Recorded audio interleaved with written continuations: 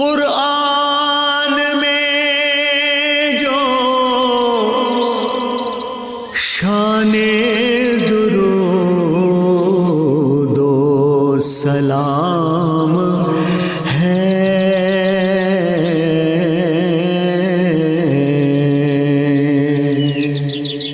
یہ مومنوں کے واسطے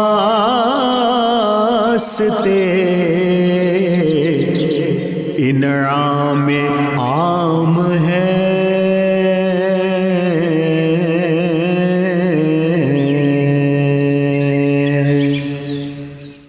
یہ مومنوں کے واسطے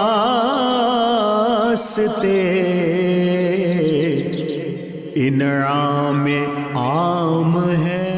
الحمدللہ وکفیٰ وسلام علی عبادہ الذین اصطفیٰ، خصوصاً علی سید الرسل وخاتم الانبیاء، ارسلہ بالحق بشیرا ونذیرا وداعیا الی اللہ باذنہ وسراجا منیرا۔ اما بعد فقد قال اللہ تبارک وتعالی فی کتابہ المحکم وخطابہ المتقن وقولہ احسن۔ اعوذ باللہ من الشیطان الرجیم، بسم اللہ الرحمن الرحیم۔ ان اللہ وملائکتہ یصلون علی النبی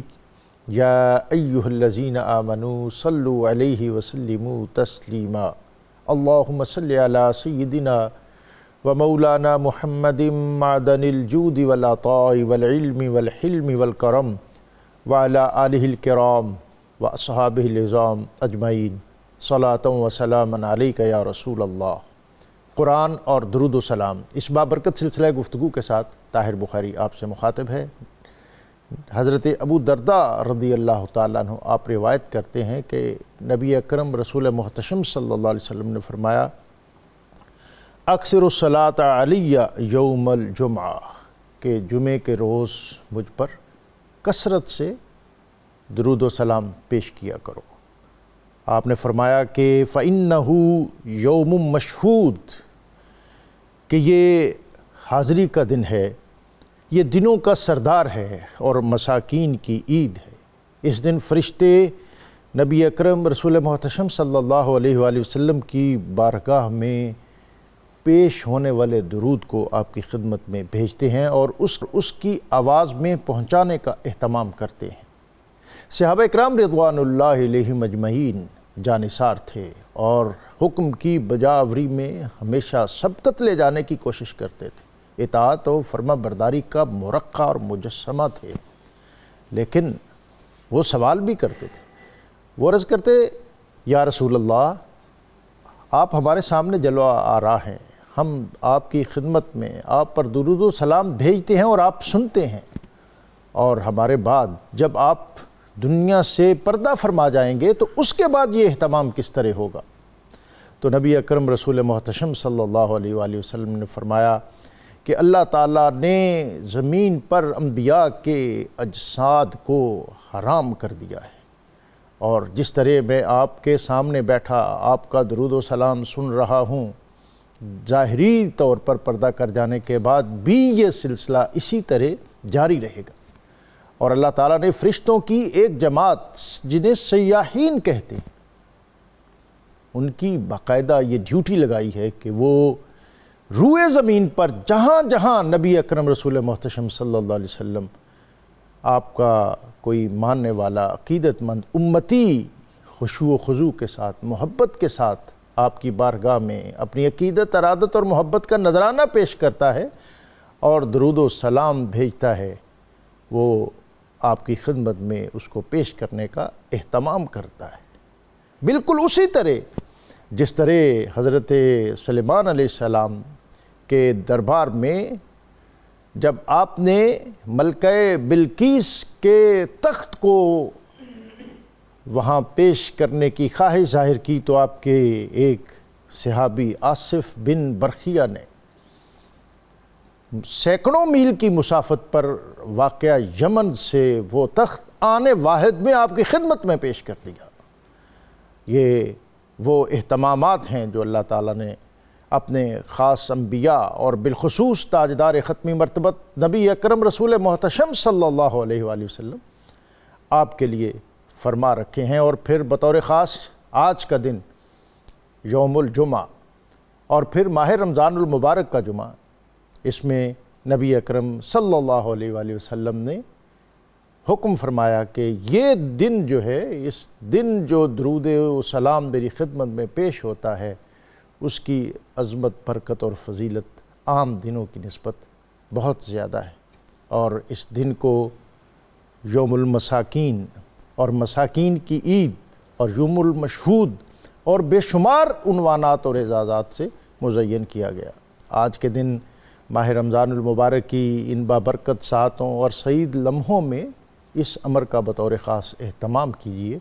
کہ آپ صلی اللہ علیہ وآلہ وسلم کی بارگاہ میں اپنی عقیدت، ارادت اور محبت کا نذرانہ پیش کرنے کی سعادت حاصل کیجیے اور اپنے ذات کی بلندی کو یقینی بنائیے۔ ہمیشہ کی طرح آج بھی ہمارا موضوع درود و سلام، اور ہم مختلف درود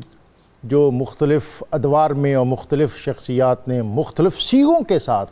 مختلف خوبصورت پیرایوں میں ترتیب دیے، ان پر بات کرتے ہیں۔ آج کا موضوع درود ماہی اور اس کے اسرار و رموز، اور اس پر ہمارے ساتھ گفتگو کے لیے بہت معتبر شخصیات پروفیسر محمد سعید احمد خان، السلام علیکم۔ وعلیکم السلام ورحمۃ اللہ وبرکاتہ۔ عربی زبان و ادب اور اسلامی علوم و معارف کے مقتدر استاد ہیں اور بہت معتبر ہستی ہیں، اور بطور خاص ان کی کتاب لمحات سعادت جو فضائل درود و سلام کے حوالے سے بہت وقیع اور جامع ہے، اور کوئی میرا خیال ہے کہ 15 سال قبل میں وہ کتاب آپ سے مجھے حاصل کرنے کا اعزاز بھی حاصل ہوا۔ اور ہمارے دوسرے مہمان علامہ ذوالفقار مصطفیٰ ہاشمی، السلام علیکم۔ وعلیکم السلام۔ ہمارے مستقل مہمان ہیں، مختلف پروگرامز میں آتے ہیں، رہنمائی عطا کرتے ہیں، ان کا بھی شکریہ اور خوش آمدید۔ اور آج اختتام پر اس پروگرام کے فارمیٹ کے مطابق جو آج کا درود ماہی ہے، اس کو خوبصورت لہجے اور ترنم اور متبسم انداز میں پڑھنے کی سعادت پائیں گے قاری محمد ذیشان حنیف، السلام علیکم۔ آپ کو بھی خوش آمدید۔ میں ابتدا میں چاہوں گا کہ آپ اس کا کچھ تعارف کروا دیں، اور اس درود ماہی، اس کی فضیلت اور اس کی جو ایک سگنیفیکنس اور اس کی ہسٹری اور تاریخ جناب۔ بسم اللہ الرحمن الرحیم۔ اللہم صلی وسلم علی حبیبک المکرم وعلی آلہ المحترم۔ بہت شکریہ محترم ڈاکٹر صاحب۔ آج کے یہ قیمتی لمحات جن کا آغاز اگر ہم ان کلمات سے کریں کہ وقت گزرے آقا جو تیری یاد میں، واہ، ان لمحات کی سعادت پہ لاکھوں سبحان سلام۔ اللہ، سبحان اللہ۔ سیدنا حضرت عبد الرحمن بن عوف رضی اللہ عنہ کی جو روایت حاکم نے ہم تک پہنچائی کہ جبریل امین علیہ السلام آئے اور عرض کی کہ یا رسول اللہ صلی اللہ علیہ وسلم، اللہ کریم فرما رہا ہے کہ جب کوئی آپ کا امتی من صلی علیک صلیت علیہ، وہ آپ پر درود بھیجتا ہے، میں اس پر رحمتیں بھیجتا ہوں، وہ آپ پر سلام بھیجتا ہے، میں اس پر سلامتی کے جھنڈے اتارتا ہوں۔ حضور نبی اکرم رحمت عالم صلی اللہ علیہ وسلم پر درود و سلام، جیسا کہ ہم نے آیہ کریمہ کی روشنی میں جانا، اللہ کا عمل، پروردگار عالمین اپنا عمل بندوں کو عطا کر دے، اپنے فرشتوں کا عمل بندوں کو عطا کر دے، سبحان اللہ، اس سے بڑھ کر اس درود سبحان پاک کی عظمتوں کو کون سبحان بیان اللہ، کر سکتا ہے۔ سبحان اللہ۔ اب پروردگار عالمین نے اہل ایمان کو حکم دیا کہ میں اور میرے فرشتے یہ کرتے ہیں، ایمان والو تم بھی اس کام میں لگ جاؤ۔ اور کسی اور شاید عمل کے حوالے سے یہ مثال موجود نہ ہو نہیں کہ پہلے خود کیا جا رہا ہے اور میں کر رہا ہوں، میرے فرشتے کر رہے ہیں، اور اپنے فضل و کرم کی بدولت میں تمہیں دے رہا ہوں۔ سبحان اللہ۔ اس لیے کسی انسان میں، چاہے وہ کتنا بڑا عالم، مدقق، محقق، مفسر، محدث، ہمت ہی نہیں کہ وہ درود پاک کی عظمتوں کا شمار کر سکے اور ان کو بتا سکے کہ درود پاک ہمارے لیے کیا بڑی نعمت۔ سبحان اللہ۔ اب پروردگار عالمین کے اس ارشاد کی روشنی میں اہل ایمان نے اپنی اپنی ہمت و استعداد کے مطابق درود و سلام بھیجا، اور جس طرح کہ آپ جانتے ہیں کہ اس خطے میں مولانا احمد رضا خان رحمۃ اللہ علیہ کو جو اللہ تعالیٰ نے اتنا شرف اور اس قبول عام سے نوازا ہے، ان کا وہ سلام کہ مصطفیٰ جان رحمت پہ لاکھوں سلام، شمع عزم ہدایت پہ لاکھوں سلام۔ اور مجھے یہ بات یاد آ گئی، اس سب کانٹیننٹ کے ایک بہت بڑے اسکالر نے یہ بات کہی تھی کہ نعتیہ ادب جتنا ہے اس کو ایک پلڑے میں رکھیں، اس سب کانٹیننٹ کا جو نعتیہ ادب ہے اس کو ایک پلڑے میں رکھیں، اور امام احمد رضا کا یہ ایک مصرع ایک پلڑے میں رکھ لیں تو یہ بھاری، اس میں کوئی شک نہیں، اس میں کوئی شک نہیں۔ تو اہل ایمان نے اپنے اپنے انداز میں رسول رحمت صلی اللہ علیہ وسلم پر صلاۃ و سلام بھیجا۔ اب انہی میں سے یہ جو درود ماہی ہے، اس کے بارے میں جب ہم نے علوم دینیہ حاصل کرنے کا آغاز کیا، ہماری چھوٹی عمر تھی، اس وقت سے ہم اس بات کو سنتے اور پڑھتے چلے آ رہے ہیں کہ نبی اکرم رحمت عالم صلی اللہ علیہ وسلم کی خدمت میں آپ کے ایک صحابی مچھلی لائے اور عرض کی کہ یا رسول اللہ صلی اللہ علیہ وسلم،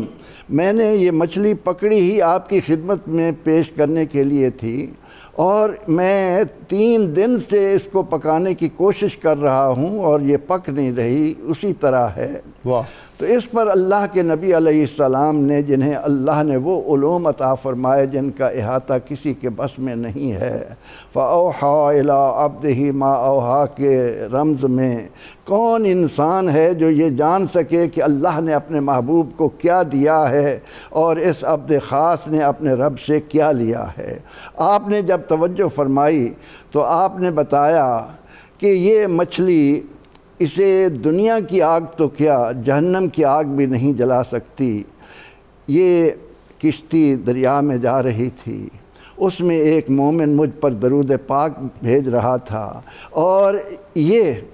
اس درود پاک کو سن کر اشتیاق کے ساتھ اس کو پوری طرح، قرآن نے ہمیں کہا کہ وَإِن مِّن شَيْءٍ إِلَّا يُسَبِّحُ بِحَمْدِهِ، کائنات کی کوئی شے ایسی نہیں جو ہمہ وقت اللہ کی تسبیح بیان نہ کر رہی ہو۔ انسان غافل ہو سکتا ہے، لیکن کائنات کا ذرہ ذرہ جہاں اللہ کی حمد بیان کر رہا ہے، اور رسول اللہ صلی اللہ علیہ وسلم کا یہ فرمانا کہ ارسلت الی الخلق کافہ، اللہ کی ساری مخلوق کا میں رسول ہوں، تو اس مچھلی نے بھی اپنے رسول کی عظمت کو اور درود پاک کو توجہ سے سنا۔ اس درود پاک کی بنا پر اس کا سالم رہنا، اس وجہ سے اس کو نام دیا، ماہی مچھلی کو کہتے ہیں، ماہی گیر تو عام لفظ سنا جاتا ہے۔ اس بنا پر اس درود پاک کے بارے میں اللہ کے نبی علیہ السلام نے، جیسا کہ روایات میں ملتا ہے،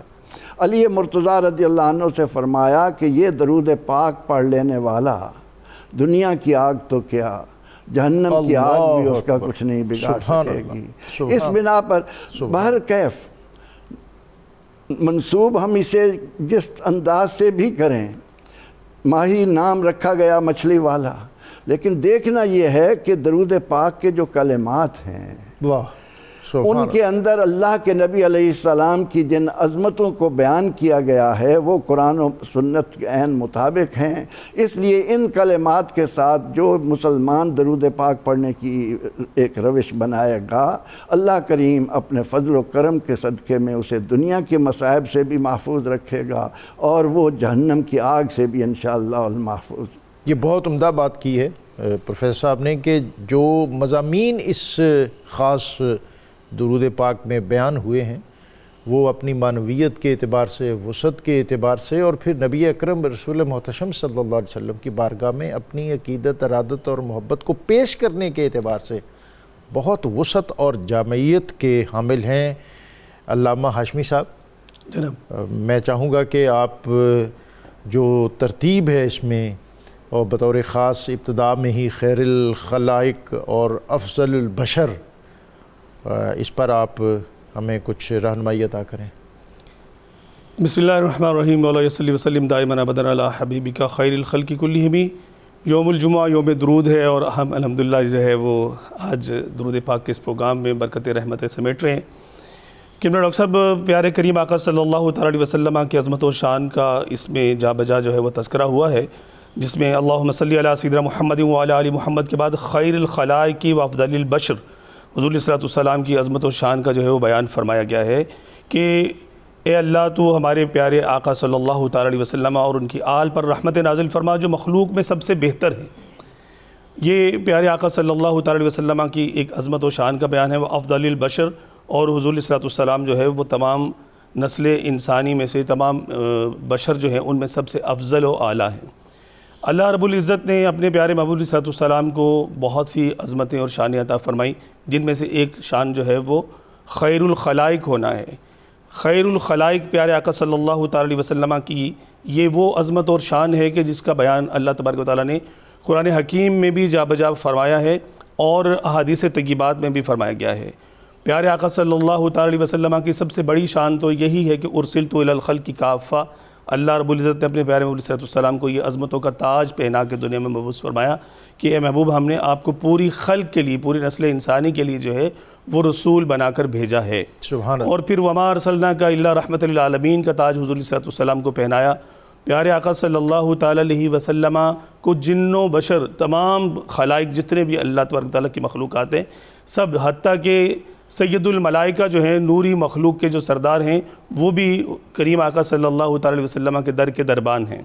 حضور کریم آقا صلی اللہ تعالیٰ علیہ وسلم کی افضل البشر ہونے کی شان جو ہے اس کو حضور علیہ الصلوۃ والسلام نے جا بجا احادیث طیبات میں خود بیان فرمایا کہ حضور علیہ الصلوۃ والسلام ارشاد فرماتے ہیں کہ مجھے اللہ تبارک تعالیٰ نے اولاد بنی آدم کا سردار بنایا ہے، اور پیارے آقا صلی اللہ تعالیٰ علیہ وسلم اولاد بنی آدم کے سردار ہونے کے ساتھ ساتھ اپنی عظمت و شان کا بیان کرتے ہوئے حضور نبی رحمت صلی اللہ تعالیٰ علیہ وسلم خود ارشاد فرماتے ہیں کہ اللہ تبارک تعالیٰ نے مختلف قبائل اور مختلف جو شعوب جو ہے وہ پیدا فرمائے، تو ان میں سے سب سے افضل قبیلے میں اللہ تبارک تعالیٰ نے مجھے جو ہے وہ مبعوث فرمایا، یعنی قریش میں سے، بنو ہاشم میں سے، اور رب تعالیٰ عز و جل نے مجھے تمام انبیاء کرام علیہ السلام سے افضل بنایا ہے، اس لیے کہ پیارے آقا صلی اللہ تعالیٰ علیہ وسلم کو اللہ تبارک تعالیٰ نے جو محبوبیت عظمیٰ کا تاج عطا فرمایا وہ انبیاء کرام علیہ السلام میں سے کسی اور کے حصے میں نہیں آیا۔ سبحان اللہ۔ حضور علیہ الصلوۃ والسلام کو شب معراج میں اللہ تبارک و تعالیٰ نے مسجد اقصیٰ میں انبیاء کرام علیہ السلام کی امامت کا جو منصب عطا فرما کے زمانے والوں کو یہ بتا دیا کہ یہ تمام تر میرے انبیاء، میرے رسول جو ان سے میرے کریم محبوب علیہ السلام سے پہلے دنیا میں آ کر مبعوث ہو کر اپنے اپنے دور گزار کے چلے گئے ہیں، آج یہ سب کے سب میرے محبوب کے مقتدی بن کے پیچھے کھڑے ہوئے ہیں، اور میرے محبوب کو جو میں نے شان امامت اور مسلح امامت عطا فرمایا ہے یہ اس بات کا اظہار ہے کہ یہ خیر الخلائق ہیں، تمام خلق جو ہے ان میں سے سب سے افضل و اعلیٰ ہیں۔ اور حضور کریم آقا صلی اللہ تعالیٰ علیہ وسلم کو شب معراج میں اللہ تبارک تعالیٰ نے جو بلا حجاب اپنا جمال جہاں آرا کا جلوہ دکھا کے بلا حجاب اور سر کی آنکھوں سے یہ ایک ایسی انفرادی عظمت اور شان اور فضیلت عطا فرمائی کہ جو صف انبیاء کرام علیہ السلام میں سے بھی کسی اور کے حصے میں یا کسی اور کو نصیب نہیں ہوئی ہے۔ یہ بھی حضور علیہ السلام کی اس شان امتیازی کا اظہار ہے جو اللہ رب العزت نے اپنے پیارے محبوب علیہ السلام کو عطا فرمائی۔ اور پھر کل بروز قیامت جب کہہ لیجیے کہ اللہ تبارک و تعالیٰ کا غیظ و غضب جو ہے وہ پورے جلال پر ہوگا، تو اس وقت بھی جب تمام مخلوقات اس یوم حشر کی سختیوں سے کہ جب سورج سوا میل پر رہ کر آگ برسا رہا ہوگا اور مخلوق جو ہے وہ اس قدر پریشان ہوگی کہ حضور صلی اللہ علیہ وسلم خود فرماتے ہیں کہ لوگ اپنے ہی پسینے میں اپنے آدھے کانوں تک جو ہے وہ غوطے لگا رہے ہوں گے، کوئی اپنی پنڈلیوں تک، کوئی گھٹنوں تک، کوئی مطلب کہہ لیجیے کمر تک، اس طرح سے سینے تک مختلف احادیث طیبات آتی ہیں، اور خلق جو ہے وہ پریشان ہوگی، اور لوگ جا بجا سیدنا آدم علیہ السلام یا دیگر انبیاء کرام علیہ السلام کی خدمت میں حاضر ہو رہے ہوں گے اور جا کر اسی بات کی گزارش کر رہے ہوں گے کہ ہمیں اس مصیبت کی گھڑی سے نجات عطا فرمائیے۔ بلکہ یہاں تک احادیث طیبات میں آتا ہے کہ لوگ یہ بھی خواہش کریں گے کہ یہ مصیبت ختم ہو جائے، اگرچہ ہمیں جہنم میں ڈال دیا جائے، وہ اتنی مشکل اور تکلیف والی گھڑی ہوگی۔ تو سب کے ساتھ باری باری جاتے رہیں گے، لیکن سب جو ہے وہ کہیں گے کہ نفسی نفسی اذهبوا الی غیری، کسی اور کے پاس جاؤ، اس وقت ہمیں اپنی جو ہے وہ فکر پڑی ہوئی ہے۔ اور پھر بارگاہ کریم آقا صلی اللہ علیہ وسلم میں وہ مقام محمود، مقام شفاعت کبریٰ سبحان اللہ، جو پیارے آقا سبحان صلی اللہ علیہ وسلم کو عطا کیا جائے گا، جس پر حضور صلی اللہ علیہ وسلم فائز ہوں گے۔ حضور صلی اللہ علیہ وسلم ارشاد فرماتے ہیں کہ میدان قیامت میں ساری مخلوق کو ایک جگہ پر جمع کرنے کا مقصد یہ ہے کہ زمانے والوں کو مطلب سنا دیا جائے، جنہوں نے سننا ہے ان کو سنا دیا جائے، اور جس نے دیکھنا ہے وہ دیکھ لے۔ تو اس کو کہ ان کی شان محبوبی دکھائی جانے والی ہے، یہی سبب ہے انعقاد بزم محشر کا۔ سبحان اللہ۔ اسی بات کو آگے جو شفیع محشر ہونا ہے نبی اکرم رسول محتشم صلی اللہ علیہ وسلم کا، اس کو اس درود پاک میں بطور خاص ذکر کیا گیا ہے۔ یہاں الفاظ آئے کہ وَشَفِيعِ الْأُمَمِ يَوْمَ الْحَشْرِ وَالنَّشْرِ، سبحان اللہ۔ حشر ہو، جمع ہونا ہو، یا نشر ہو، قیامت کے دن زمین سے باہر اٹھنا ہو، اس تمام عالم میں رسول رحمت صلی اللہ تعالی علیہ وسلم ہی مطمع نظر ہوں گے۔ اللہ اکبر۔ اللہ رب العزت اپنے حبیب مکرم صلی اللہ علیہ وسلم کو جو مرتبہ و مقام دے گا۔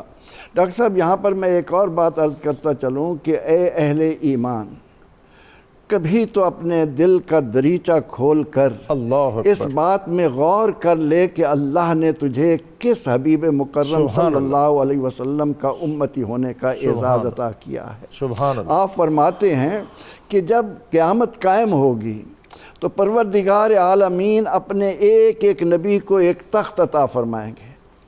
آپ صلی اللہ علیہ وسلم فرماتے ہیں کہ اللہ کا ہر نبی اپنے تخت پر رونق فروز ہو جائے گا، لیکن میں اپنے تخت پر نہیں بیٹھوں گا، میں اس کے ساتھ کھڑا رہوں گا۔ اس لیے نہیں بیٹھوں گا کہ کہیں مجھے وہ تخت اڑا کر جنت میں مقام محمود پر لے جائے اور اولاد آدم پریشان ہو، اللہ میری امت کو دقت ہو۔ اللہ حریص علیکم بالمومنین رؤوف الرحیم کی شان جب کوئی انسان جان لے تو پھر حضرت ابی ابن کعب رضی اللہ تعالی عنہ کی طرح اس کی زندگی کا ایک ایک لمحہ سرور دو جہاں صلی اللہ علیہ وسلم پر درود و سلام بھیجنے کے لیے وقف ہو جائے۔ سبحان اللہ۔ اہل ایمان جانتے ہیں کہ حضرت ابی ابن کعب رضی اللہ عنہ کا کیا مرتبہ و مقام ہے، جن سے خود سرور کائنات صلی اللہ علیہ وسلم فرمائے کہ ابی ہمیں قرآن سناؤ، کیونکہ اللہ نے تمہیں لحن داودی سے نوازا ہے۔ اور اس پیارے صحابی رضی اللہ عنہ کی جب باری آئے وہ عرض کریں کہ یا رسول اللہ، میں نے اپنی دعا کے لیے جو وقت مقرر کر رکھا ہے چاہتا ہوں کہ اس کا چوتھا حصہ آپ پر درود پاک پڑھنے میں صرف کروں۔ فرمایا ابی بڑا اچھا ہے، لیکن اس کو اور بڑھا سکو تو اور بہتر ہے۔ آدھا کہا، تہائی کہا، سارے وقت کے لیے کہ خود سرور عالم صلی اللہ علیہ وسلم اپنے صحابی سے فرمائیں کہ اپنا پورا وقت مجھ پر درود و سلام بھیجنے میں، تو یہ کس لیے ہے کہ اس دنیا میں بھی اللہ نے کائنات کے ذرے ذرے میں سراجم منیرا کے نور کو چمکا رکھا ہے۔ اللہ تعالیٰ نے اپنی قدرت کاملہ سے کائنات کے ذرے ذرے میں انا ارسلناک شاہدن، جن کو شاہد بنایا ہے۔ کیوں نہ شفاعت کا صحرا بھی انہی کے سر پر سجے، کیونکہ فرمایا کہ اے امت مسلمہ تم امت وسط ہو، لِتَكُونُوا شُهَدَاءَ عَلَى النَّاسِ وَيَكُونَ الرَّسُولُ عَلَيْكُمْ شَهِيدًا۔ تمام امتوں پر مقدمہ اور اس کے لیے دلیل یہ گواہ ہے امت مصطفیٰ۔ ان کا اعتراض ہوگا کہ تم تو تھے نہیں، تمہاری گواہی ہمارے حق میں کس طرح معتبر ہو سکتی ہے؟ تو وہ کہیں گے کہ ہمیں شاہد رسول نے بتایا ہے، ہمیں محمد عربی صلی اللہ علیہ وسلم نے بتایا ہے۔ تو جس بندے کو اللہ نے شاہد بنا کر دنیا کے اندر بھیجا ہے، وہ شہادت تخلیق آدم تو کیا، کنت نبیم و آدم بین الجسد والروح، آدم تو جسم اور روح کے درمیان تھے اس وقت سے لے کر آج تک۔ اس لیے وَإِذْ أَخَذَ اللَّهُ مِيثَاقَ النَّبِيِّينَ لَمَا آتَيْتُكُم مِّن كِتَابٍ وَحِكْمَةٍ ثُمَّ جَاءَكُمْ رَسُولٌ مُصَدِّقٌ لِّمَا مَعَكُمْ لَتُؤْمِنُنَّ بِهِ وَلَتَنصُرُنَّهُ۔ یہ جو آیہ کریمہ ہے یہ بتا رہی ہے کہ آدم علیہ السلام کی تخلیق سے لے کر کائنات کے آخر تک، کائنات کے آخر تک کیا، جنت میں جس نے سب سے آخر میں داخل ہونا ہے، اللہ کے محبوب علیہ الصلاۃ والتسلیم نے اس کی بھی ساری کیفیت امت کو بتا دی سبحان ہے۔ اللہ۔ اس لیے جس بندہ خاص کو پروردگار عالمین نے قد جاکم برہان من ربکم فرما کر اپنی وجود کا، اپنی ذات کا سب سے بڑا ایک دلیل بنا کر برہان بنا دیا ہو، ان کو اللہ نے جو مناسب عطا کیے ہیں، اللہ بِإِذْنِهِ کا لفظ بتا رہا ہے کہ کوئی خاص بندہ ہوگا جس کو اللہ تعالیٰ قیامت کی ہولناکی میں اس عظیم منصب سے نوازے گا۔ اور پھر آپ جب ہر نبی مخلوق خدا کو واپس کر دے گا، ایک مایوسی کی کیفیت ہوگی، اور اس عالم میں سرور دو جہاں صلی اللہ علیہ وسلم فرمائیں گے اے اولاد آدم تم کہاں تھے؟ آنا لہا، سبحان اللہ۔ اللہ نے یہ منصب میرے حصے میں ڈالا ہے، آنا لہا، میں اس کے لیے ہوں۔ اور اس کے بعد سرور دو جہاں صلی اللہ علیہ وسلم جب قیامت کے دن سجدہ میں سر رکھیں گے، اللہ اکبر، کتنا وقت گزر جائے گا، اور اس کے بعد اللہ رب العزت اپنی اس شان کو ظاہر کرے گا۔ اللہ نے اس دنیا میں ابراہیم علیہ السلام کو خلیل بنایا ہے۔ ڈاکٹر صاحب یہ عظیم نکتہ ہے اگر کسی امتی کے ذہن میں آئے۔ اللہ نے ابراہیم علیہ السلام کو خلیل بنایا، اور خلیل نے یہ کیا کہ اللہ کہتا گیا، خلیل مانتا چلا گیا۔ لیکن جب باری آئی محمد ابن عبداللہ کی، آمنہ کے جائے کی، تو آپ فرماتے ہیں کہ اے ابو بکر، اگر میں نے اللہ کو خلیل نہ بنایا ہوتا تو میں تجھے اپنا خلیل بناتا۔ سبحان اللہ۔ اللہ ابراہیم کو خلیل بنا رہا ہے، اور نبی مکرم صلی اللہ علیہ وسلم کو اللہ نے شان یہ دی ہے کہ وہ خود ان کا خلیل بن رہا ہے، تاکہ بندہ کہتا جائے اور اللہ مانتا چلا جائے۔ سبحان اللہ۔ وَلَسَوْفَ يُعْطِيكَ رَبُّكَ فَتَرْضَىٰ فَلَنُوَلِّيَنَّكَ قِبْلَةً تَرْضَاهَا۔ یہ جو عظمت اللہ نے قرآن کریم میں امت کو اپنے محبوب علیہ السلام کے لیے بتائی، یہ ہوگی قیامت کے دن کہ آپ کا سر سجدے میں ہے، اور اللہ فرما رہا ہے ارفع راسک، پیارے سر تو اٹھائیے، سبحان اللہ۔ سل مانگیے توتا، آپ جو مانگیں گے میں عطا کروں گا۔ اشفع تشفع، یا رسول اللہ، اے میرے عبد خاص، میرے حبیب، شفاعت کیجئے، میں آپ کی شفاعت کو قبول کروں گا۔ پھر آپ جب شفاعت کے لیے زبان مبارک ہلائیں گے، اس کے بعد اللہ رب العزت سارا نظام کائنات کا حساب کے لیے، کتاب کے لیے، جنت کے لیے، جہنم کے لیے اس کا آغاز۔ سبحان اللہ۔ بہت دل نشین اور خوبصورت پیرائے میں اس درود ماہی کا جو پہلا مضمون ہے وہ پروفیسر صاحب نے بیان کیا، اور پھر اس میں ہمارے لیے دعوت فکر کہ وہ رسول، وہ نبی، وہ ہستی جو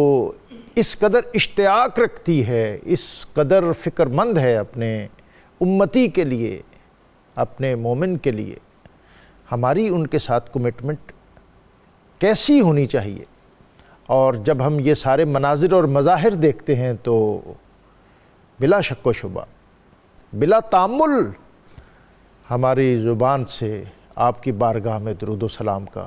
نذرانہ پیش ہونا ایک لازمی اور فطری اور بدیہی عمل ہے کہ اس سے بڑھ کر تو کائنات میں کوئی ہمارا غمگسار اور ہمارے لیے فکر مند نہیں ہو سکتا۔ یہاں وقت ایک بریک کا، بریک سے واپس آئیں گے تو درود ماہی اس کے جو دیگر مضامین ہیں ان سے ہم استفادہ حاصل کریں گے۔ قرآن میں جو شان درود و سلام ہے،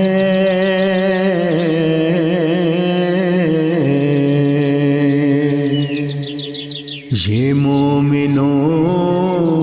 کے واسطے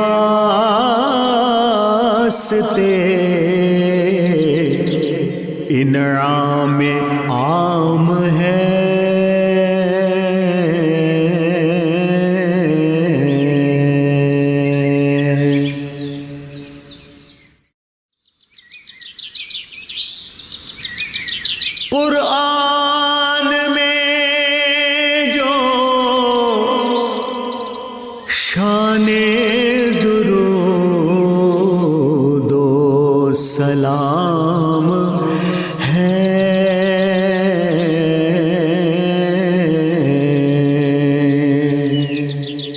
یہ مومنوں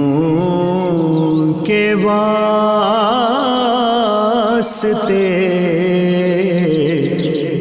انعام عام ہے،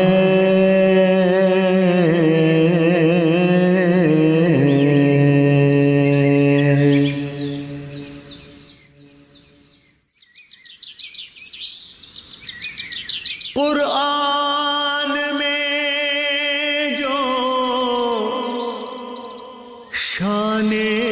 درود قرآن اور درود و سلام، اس بابرکت اور پرنور سلسلہ گفتگو میں آپ کو ایک مرتبہ پھر خوش آمدید۔ نبی اکرم رسول محتشم صلی اللہ علیہ وآلہ وسلم ہجرت فرما کر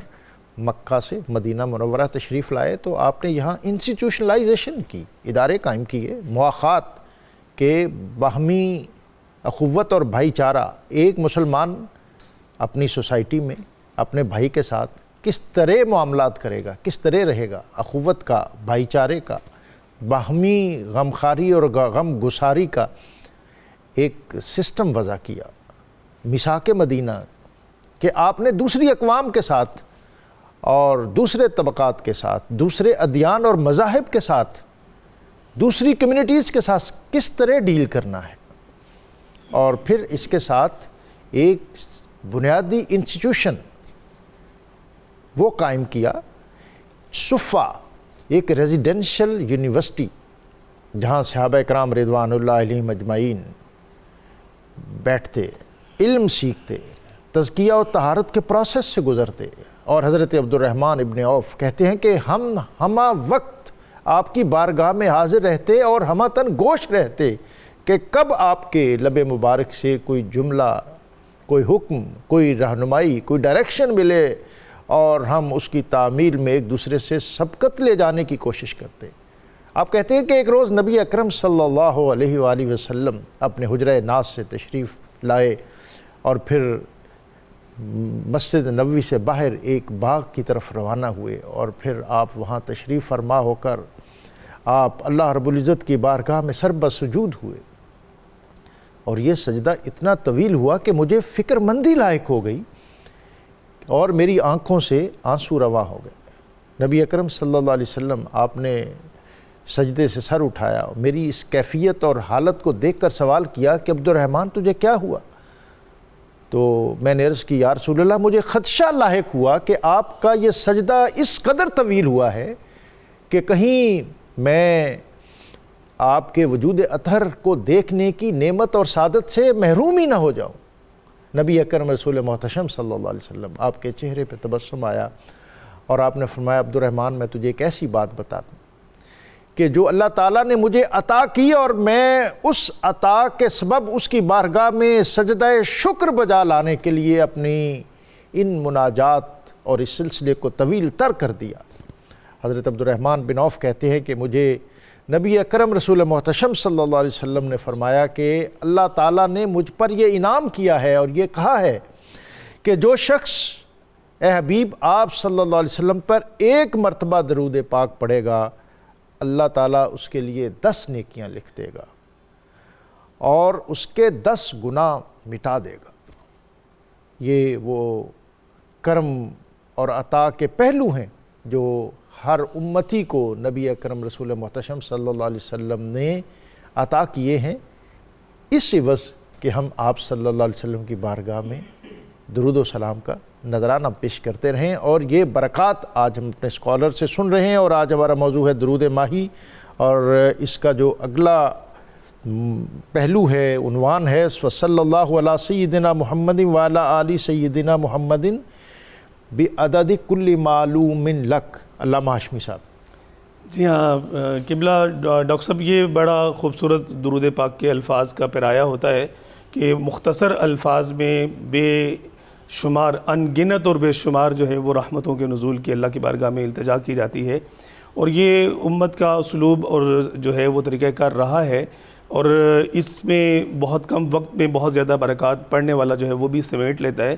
اس میں بھی میں اگر اس کا ترجمہ عرض کرنا چاہوں تو یہی کہا جا رہا ہے کہ اور ہمارے آقا کریم محمد صلی اللہ تعالی علیہ وسلم پر اور آپ کی آل پر ہر چیز کی تعداد کے برابر جو تیرے علم میں ہے رحمت نازل فرما۔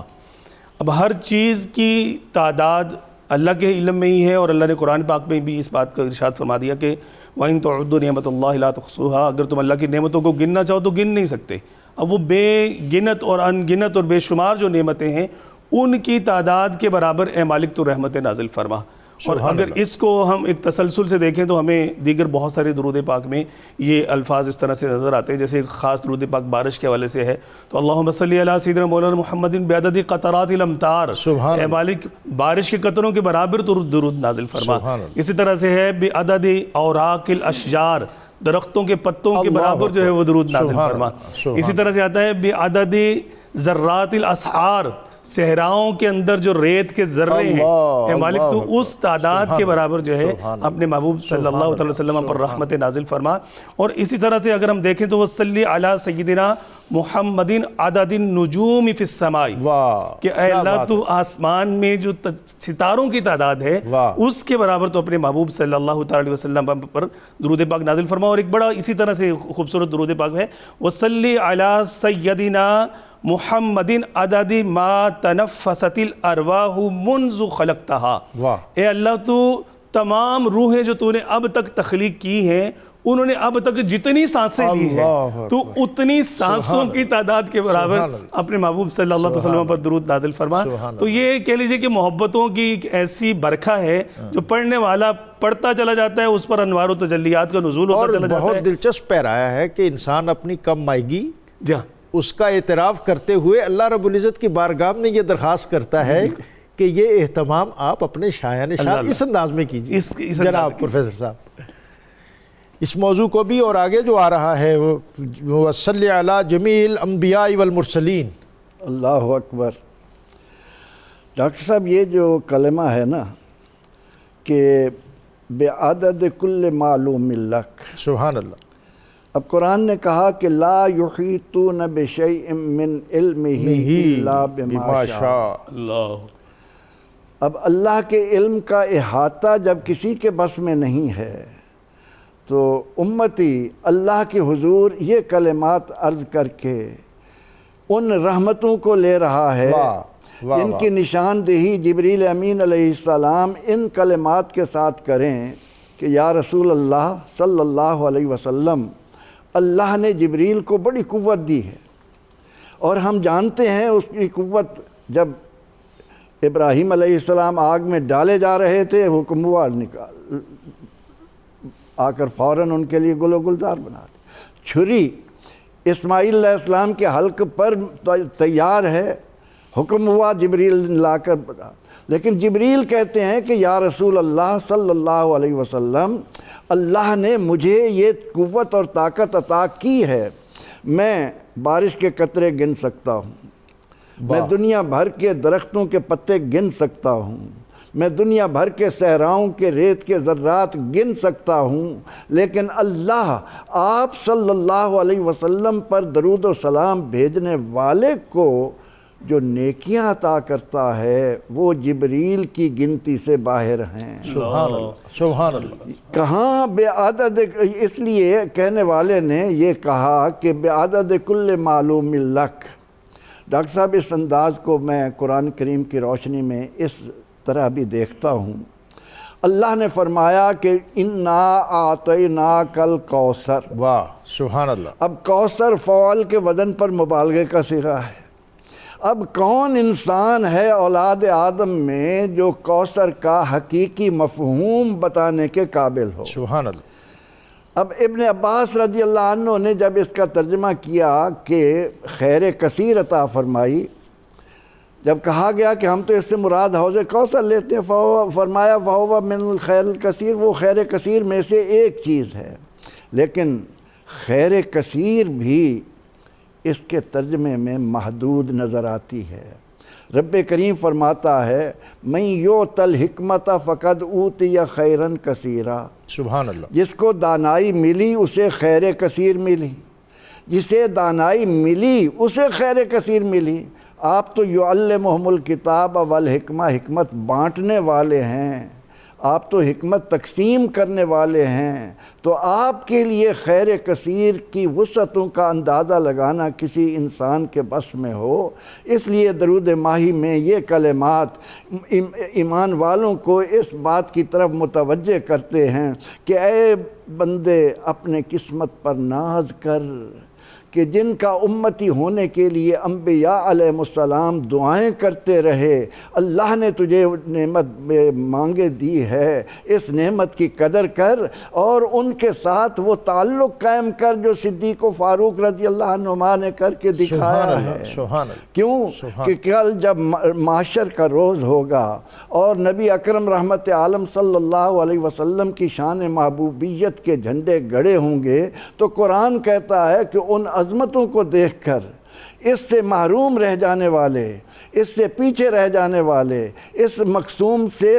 بے نصیب ہو جانے والے، یوم یعد الظالم علی یدیہ ویقول یا لیتنی اتخذت مع الرسول سبیلا۔ اللہ اکبر۔ اب یہ جو قرآن کا کلمہ ہے مع الرسول، اس کی لذتیں وہی جان سکتے ہیں جن کو عربی زبان سے کچھ مس ہو، تو وہاں جو یہ تمنا ہوگی، اس لیے آج دنیا میں بتایا جا رہا، اسی لیے اقبال نے کہا تھا کہ چو بنام مصطفیٰ خانم درود از خجالت آب می گردد وجود۔ اللہ اکبر۔ جس نے پہچاننے کی کوشش کی وہ کیا کہہ رہے ہیں کہ میں جب آپ پر درود پاک پڑھتا ہوں تو ندامت سے میرا وجود پانی پانی ہو جاتا ہے کہ میں کہاں اس قابل کہ میری زبان لب پہ آ جاتا ہے جب نام جناب، منہ میں گھل جاتا ہے شہد ناب، وجد میں ہو کہ ہم اے جان بیتاب اپنے لب چوم لیا کرتے ہیں۔ یہ وہ نام ہے کہ اس نام کو زبان پر آتے ہی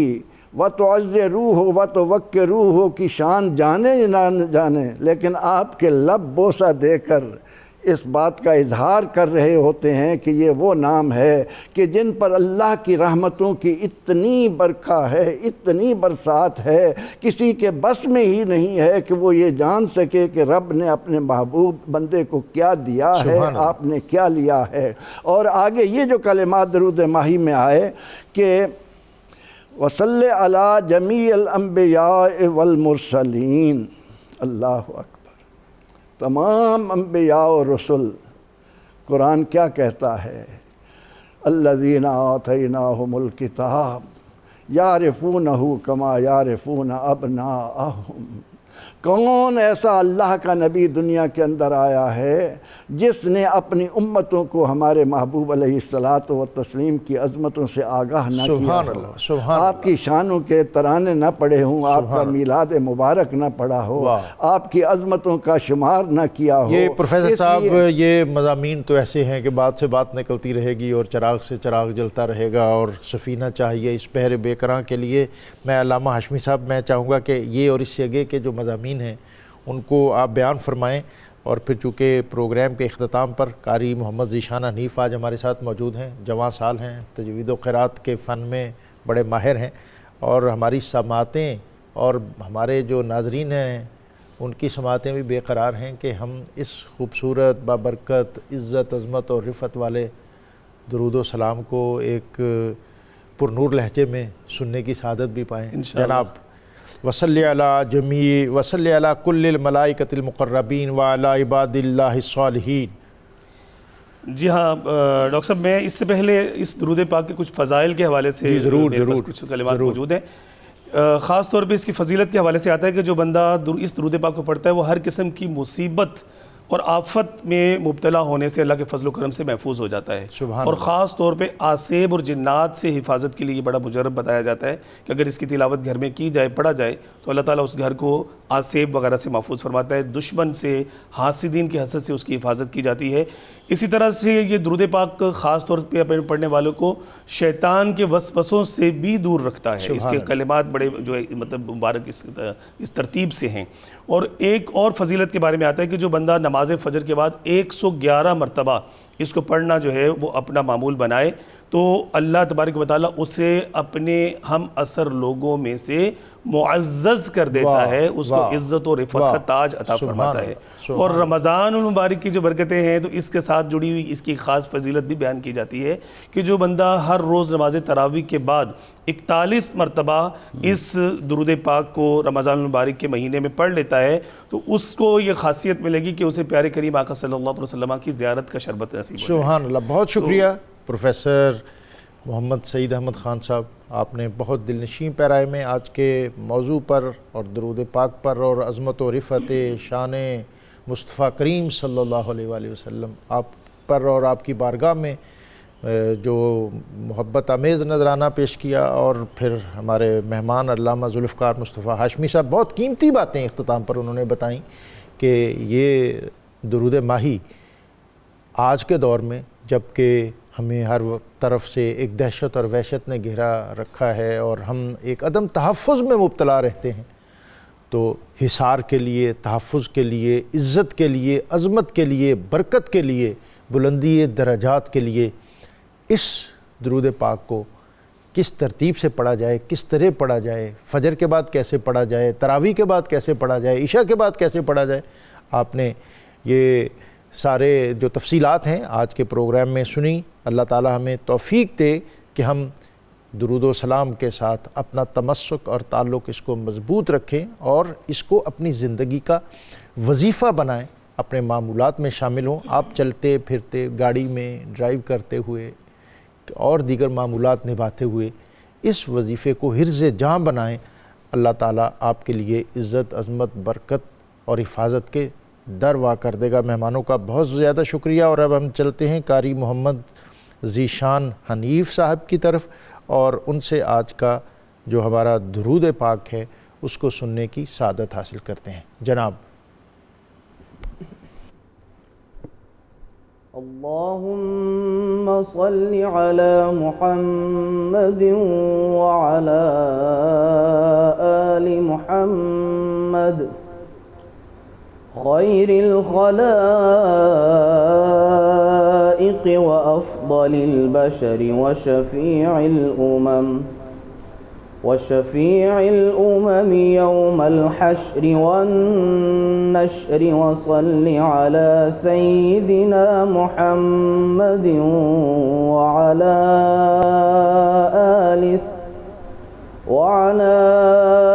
آل سيدنا محمد بعدد كل معلوم لك، وصل على محمد وعلى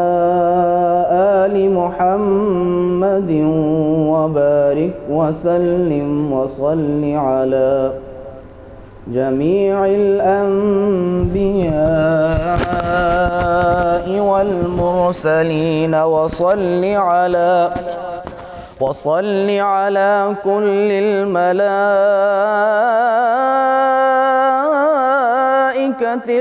المقربين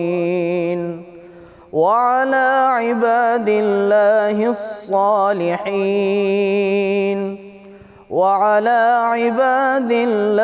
الصالحين وسلم تسليما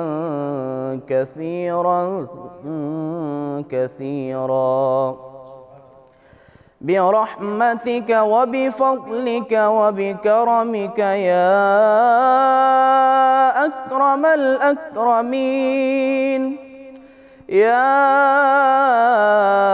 أكرم الأكرمين برحمتك يا أرحم الراحمين، يا قديم يا دائم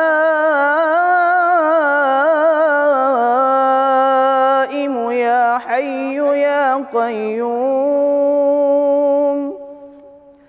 يا حي يا قيوم يا وتر يا أحد يا صمد يا من لم يلد ولم يولد ولم يكن له كفوا أحد، برحمتك يا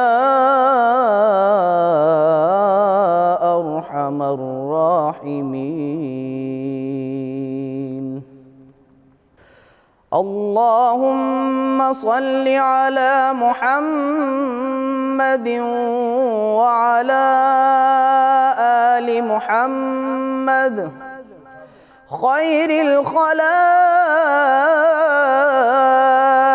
وأفضل البشر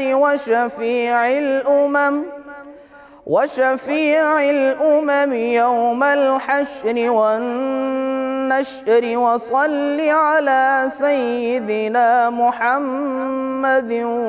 وعلى آل سيدنا محمد بعدد كل معلوم لك. وصل على محمد وعلى آل محمد وبارك وسلم. وصل على جميع الأنبياء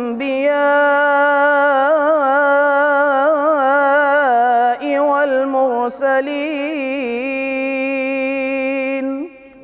وصل على كل الملائكة المقربين وعلى عباد الله الصالحين وسلم تسليما كثيرا برحمتك وبفضلك وبكرمك يا أكرم الأكرمين.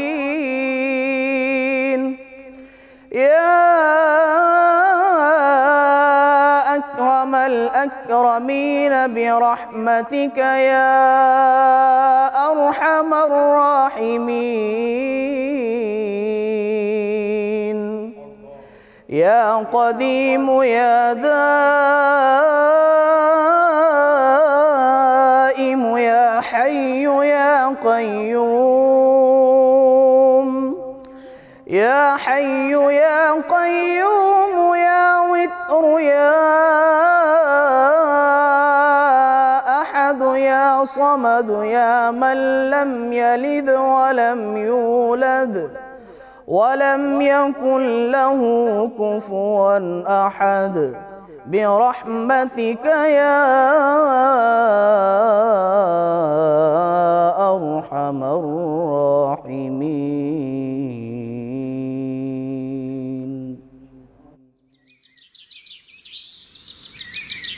قرآن میں جو شان درود و سلام ہے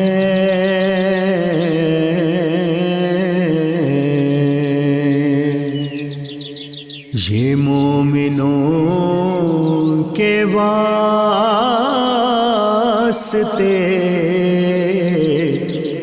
انعام